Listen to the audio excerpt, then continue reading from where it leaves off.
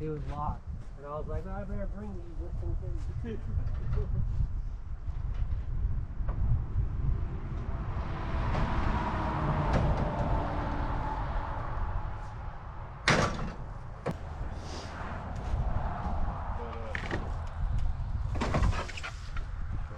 Much of a difference as there is between the 60 and the 70.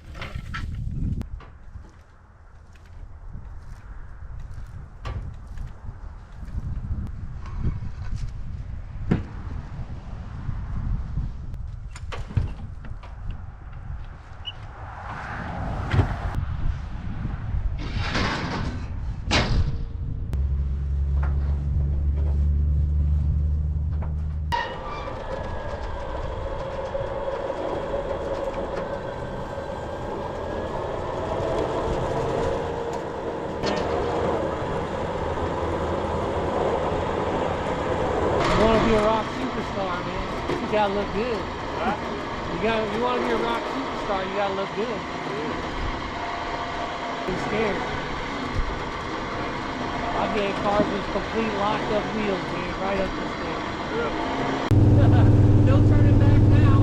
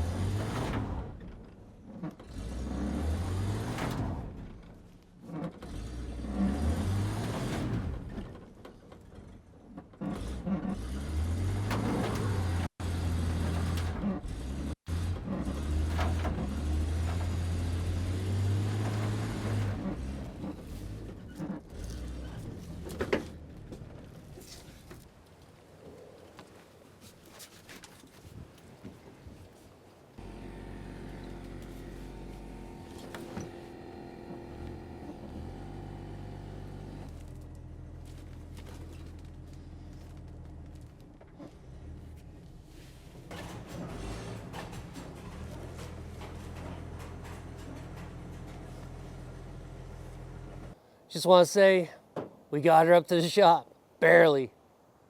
We got all kinds of rain well, it was yesterday, all day. So my backyard behind my shop is turned into a mud hole. But we made it. Let's do the walk around. 1972, Plymouth Satellite. Gee, another satellite. All right, guys, you want to know why this one was kind of a special find? Even though it is a satellite, you know, obviously we all love the Roadrunners, of course. Everybody does because of that name, Roadrunner.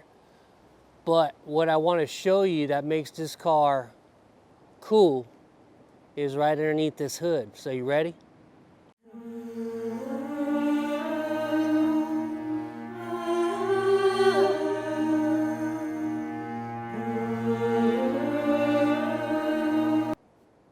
You guys see what I see, right? You Mopar guys do. Anyway, big block, 383, 727 trans. And when I looked underneath it, I was like, you know it's gonna have an 8 3/4 posi. Wah, wah, wah. 8 1/4, probably the original rear end. One wheel peel, I'm sure. So, oh well, we can't win them all. I mean, it's still cool. So anyway, let's do enough me talking. Let's do a tour of the inside. So you seen the big block? Looks cool. You can see how long she's been sitting with all the pine needles. The best thing for these cars is pine needles. Look at this crap. These cars have been sitting since I think the mid to late 90s from what I was told. And a lot of the local guys remember seeing these sitting on this corner on cinder blocks forever. Anyway, we'll clean it out later. But here's what we got here. This was a column shift car, right? A lot of them were back in the days. But what was kind of nice about it, what was kind of cool, is, I'll see if I can get the camera here for you. I don't know if you can see down there, but anyway, they started putting a floor shifter in it. The only hang up with a floor shifter, and I gotta see if it's all attached, and I do have a console for it, is I gotta take my bench seat out. So that's the only problem with now having that floor shifter in it. I do have some real ratty bucket seats for it, but in this case, we're gonna have to use them because I don't think I have anything else. So anyway, we'll put all this back together. We'll get her cleaned out. And she is full of some goodies, no doubt about that. Back at it, day 2, the clean video. All I'm doing is walking around it, trying to get everything cleaned out, and all the little crevices that these pine needles been sitting in this car for the last 20 years, 25 years. Some people say it's been on this corner, or on the corner. You wanna see the worst part of where I always find rust in Mopar? Here in North Carolina, and I'll show you where it gets them every time. And you have to be real careful when you find these Mopar. This is a spot you don't see right off the bat. Right in these. See where the these little air vents are? Like you have these little plastic vents that go on top. Right in here is where they start rusting so bad because all the pine needles and dirt want to just sit in here in the cowl kind of area. And what happens is that moisture stays down in there and it'll start rotting out the bottom inside in the firewall. When you start getting into firewall problems with these Mopar, as far as rust, get ready to put your seatbelt on because you're going to have a long day when you start getting that deep. That is deep. Firewall, anything in the cowl area, that's for a long-term project right there. So let's get the vacuum out. Let's start cleaning out this area. Let's get the engine compartment all cleaned back out. Let's do some fender tag number lookup. Let's see what this car had, what it was, and let's continue for today, and let's get invested in this 72 Satty that got rescued. Here we go.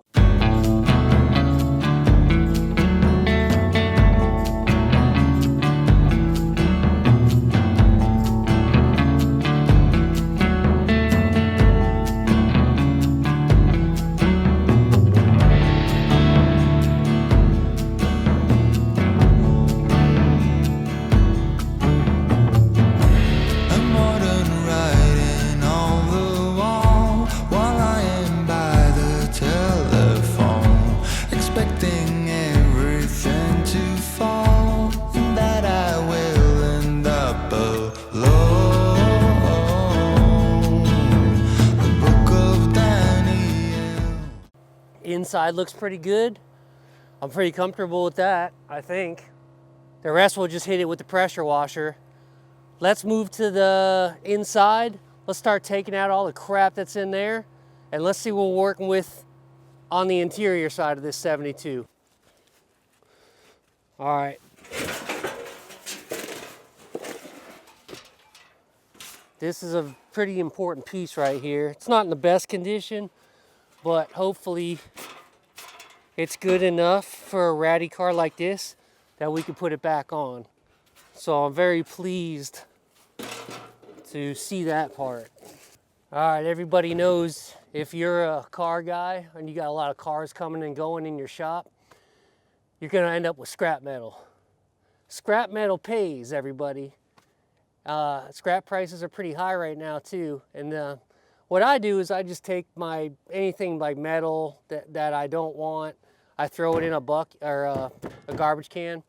Now obviously I separate my brass and my aluminum, but what I end up usually doing is giving it to my buddy Jeff, because he helps me out so much with all this car stuff, and he's building a big shop at his place, so anything I could do to help him money-wise to get his shop built is what I try to do. So steel, aluminum, copper, brass, you separate it, you can bring it up to the scrapyard and just make an extra buck. And that helps you out when you do this stuff, because we all know this kind of car stuff is expensive and it gets into the pocketbook quick. Any old car you do, vintage, whatever, Chevy, Ford. Now Mopar is the big money, but all this stuff adds up. We all know that. You car guys know that too. So Jeff, because I appreciate everything you do, I'm gonna let you scrap these nails. Just what you needed. And I dropped one here in the grass that's gonna go in my tire. I felt it hit my knee. Where did it go? I don't know. Hopefully it'll just get pushed down in the dirt. I don't know what that is. Got some motor mounts, I think. I think those are motor mounts. Yeah, I know that's a motor mount. Water pump pulley, those are always good to have. This probably came off, I think this was a 318 car, I think. I don't know, we'll look up the numbers, I'm sure it was. But anyway, it's always nice to have these, because this is the kind of stuff you don't think about. And you're like, oh, I'll slam that motor in real quick. And then when you start getting to this kind of stuff, you're like, oh man, I didn't want to have to pay $30, $40 for that. Sockets, bolts, the nails and stuff can go to Jeff. I do not think that's a Mopar. Look how tiny it is. Some more nails for Jeff. This is a very important piece, goes right underneath the windshield. Got a newspaper from 1994. So that right there tells you, I think if you put the puzzle pieces together, David, the owner, said late 90s.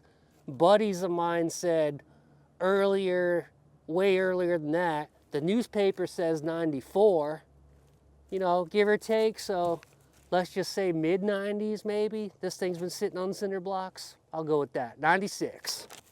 Whenever I see bags that are just crumbling, you know how long it takes a bag to crumble? That tells you how long this crap has been in here.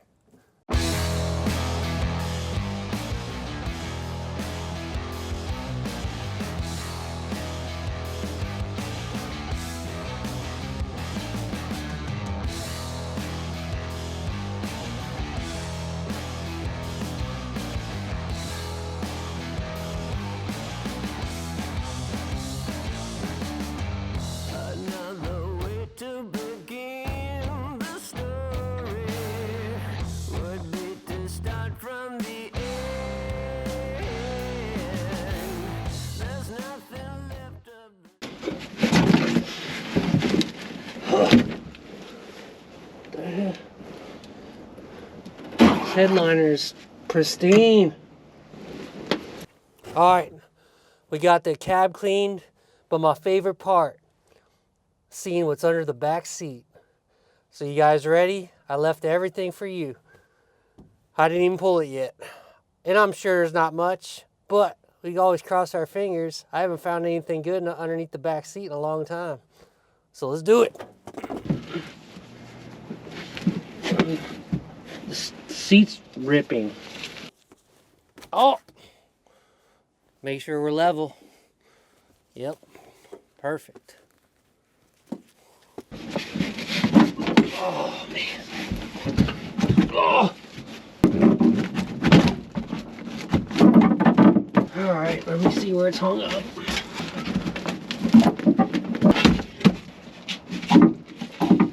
It's really not even hooked that bad. Why it's giving me a hard time. There you go. We got one. We got two. What can it be? Oh! There was a build sheet. Mother fricker. That don't mean nothing. Yeah, it does. About to say, I think these are. If you guys remember at the beginning of this video, we pulled 2 cars. I didn't film the second one because it was just wasn't really much to do. I kind of wished I would have filmed it, but there was a blue car and this white 72. They're both 72s. Well, what David was doing back in the 96 was he was taking all the parts off that blue Satty and putting a lot of it into here. So I'm kind of wondering if all that blue interior, which I don't know, because I do see a blue steering column, and that car had a steering column. So this may be original interior. We'll find out here soon when we start getting to that fender tag and seeing what kind of interior it had in it. But a lot of those parts from that car were coming into this car. Who knows? We could see what kind of interior this one is. I think it is blue because the dash and all that stuff is blue. But who knows? Let's keep on going. So we got mice that lived in here, obviously. That's what this is. They always wreak havoc on these old cars, or squirrels. But if you look up here, which I'm gonna try not to mess with anything, you can see the remnants of the build sheet. Bad A. We'll try to get that out. We're not getting the build sheet out, it's staying. But I'll try to look at some of the numbers, see if they match up with the front. Anything I could figure out, like the VIN. So that's the order number. Well, there's some VIN, remnants of VIN, so it's RH29. If I could look at that and see what the VIN says, that'll tell you if that's the original seat, obviously. So that is that in a nutshell, guys. I hope you're enjoying watching me clean this out. I know I love doing this kind of stuff. Okay, final piece of the puzzle, besides pressure washing, is let's go through this trunk and let's get it cleaned out and let's see all the goodies that are left behind inside this adventure.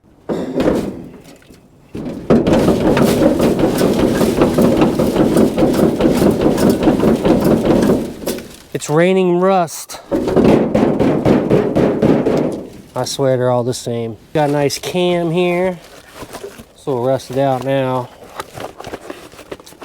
I don't even know what I'd do with that. Lug nuts. That's like off of something newer. Yeah, there's no way. Kind of cool. Put that on the 68 quarter panel. If you guys got any stickers to send. Or we've been putting up badges now. Because I've had so many badges that are just laying around. I started mounting those on my 68 quarter panel as well. This will be a perfect candidate for that. So if you guys want to send some of your badges, because you have boxes of them, if you have boxes of them just like me, that's always an awesome thing for me to do. I'm sorry, I'm sitting here looking at this.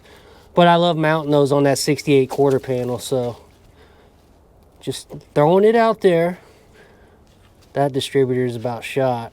See, this is that grill piece that should have been left in and we wouldn't have had so much junk down in the cowl down there, but that's okay. It is what it is now. We handled it. Nice little power steering pump. Got some horns, timing chain gear with the double roller timing chain. Got the rear rubber for the tail light. Nice. Junk. Garbage. Okay, windshield wiper mechanism thing. Double jacks. Always nice to have another one of these handy from 1950. The infamous hacksaw. Okay, this is a very important piece. As you guys know, this is the console with a bunch of bolts in the bottom of it. I want to be careful with that. Sometimes these can get brittle. So my buddy will be happy about that, getting that piece. Really nice. Where was this one? Dude, I needed one of these the other day on that 72 Satellite, and I'd put a freaking 4-barrel on it. Yes. Ooh, hydraulic valve lifters. See this? They're all rusted out. So, they're jacked. Got some of this, got the T-handle, baby. Okay, what heads are these?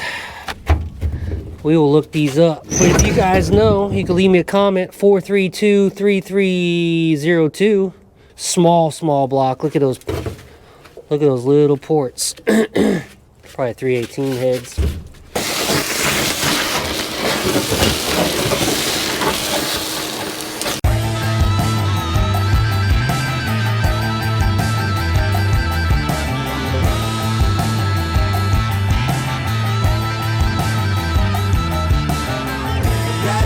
Got a hold on me, you can tell by the way I'm talking. I see they got a hold on you, I can tell by the way you've been walking. It's getting hot, mama. It's getting hot.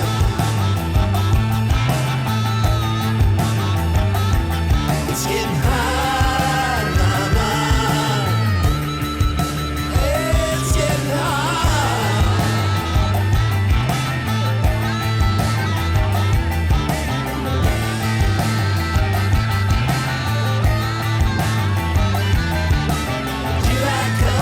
Burn out in the sun and it's hotter than a jungle too. Praying for the winter, but it ain't much better when your feet are freezing off in your boots. It's getting hot, mama. It's getting hot.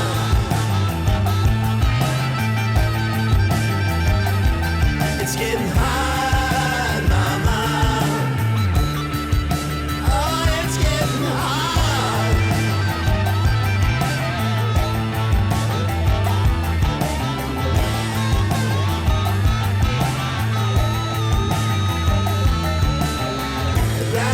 Got a hold on me, you can tell by the holes in my pockets. So before they get a hold on you, put your money in a safe and lock it. It's getting hot, mama. Oh, it's getting hot.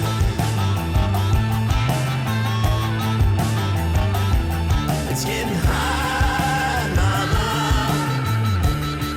Yeah, it's getting hot.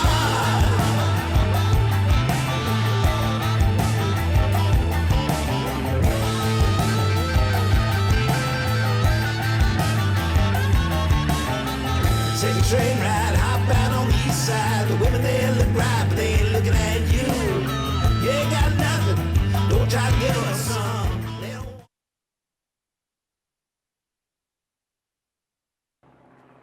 Sorry guys, I'm gonna have to make this one a 2-part series. Maybe even a 3. But I'm gonna try to keep it to a 2. But anyway, 1972 Plymouth Satellite. G code 318, 230 horsepower with the 904 trans originally. Blue metallic exterior, medium blue interior. The bench seat, well, I should say the seat in the back with the broadcast sheet that I showed you earlier wasn't the original broadcast sheet to the car. I ended up just being able to put together a few of the serial numbers and match it up to the VIN on this car, and she was off. The production date on this one was June 16th of 72, just throwing it out there. So she's a summer car, so she wants to play. We didn't look up the casting number on the engine yet. I'm gonna do that in part 2 for you guys, I promise. I did make a mistake though. It is a 68, not a 69. I was thinking it was 69 for some reason. The heads that were in the trunk, I told you I'd look those numbers up for you. Those ended up being a 86 or 87, 318. I knew I could just tell the chambers on them looked pretty small, and you could kind of see that they were for a small block anyway. Didn't end up looking up the cam. Other than that, we ended up looking underneath her. I did get her on the rack one time. She looks flawless from what I could see so far since she was on the cinder blocks. So this week we're looking at getting her back on the rack. We're gonna start pulling the plugs. We're gonna prime up the motor. I'm gonna do an oil change on it. I'm not gonna mess around with this 383, especially if they're drag racing it. It may be stout. I'm crossing my fingers that it's got a little cam in it. I mean, they got headers on it. Usually that's a good sign. but at the same time, I did notice it's got a funky Holly on it with the vacuum secondaries. In my experience, when I find old cars with these old drag race motors, or they said they were street racing them or whatever, usually they got a nice double pumper on it. Not the case with this one, no big deal. Anyway, that's her in a nutshell, guys. 72 Satty, we saved her. It's been on that corner since 96, let's just say 96. But I already got some of the locals asking me, did we get those? I'm not gonna say did we get those cars? I'm like, yep, he finally let them go. So we're excited about that. We're excited to see what this thing can do.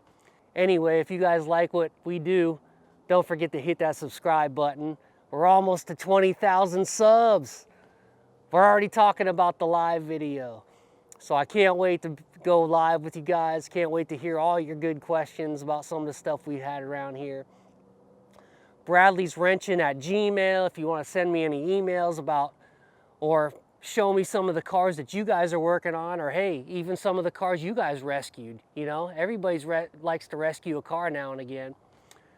Don't forget to look at our P.O. box. It's in the description below. If you want to send us any stickers for sticker shout out or any fan mail. We're trying to do badges as well now. A lot of you car guys and myself got these badges that just get thrown in every corner if you're not displaying them. What I want to do is start putting badges on, like where my sticker shout out on the 68 Dodge Charger quarter panel is. I started badging it up as well as the stickers.